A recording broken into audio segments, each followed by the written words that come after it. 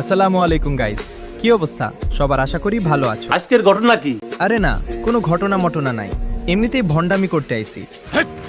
কি বলছিস তুই? আরে আরে রাগ করতেছেন কেন? ঘটনা তো একটা আছে, সেটা হলো গেম আপডেট দেওয়ার পর আমার মতো যাদের লো ডিভাইস আছে তারা ল্যাগের কারণে ভালো গেম প্লে করতে পারে না।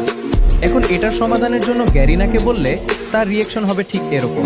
আমি বলুন না শোন করে।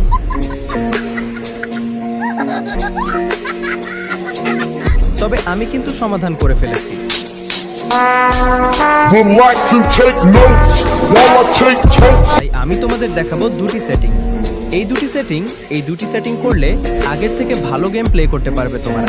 তাই ভিডিওটি সম্পূর্ণ দেখতে হবে। আর হ্যাঁ গাইস, অনেক দিন ধরে কিন্তু ভিডিও আপলোড করি নাই, তাই সবাই সাপোর্ট করবেন বেশি বেশি, আর সাবস্ক্রাইব করে দিও। ভিডিও ভালো লাগলে লাইক করে দিও। চলো তোমাদের সেটিং দুটি দেখিয়ে দিই। সবার প্রথমে তোমরা চলে যাবে সেটিংয়ে, এরপর নিচে দেখবে ডিসপ্লে, তো সেখানে যাও।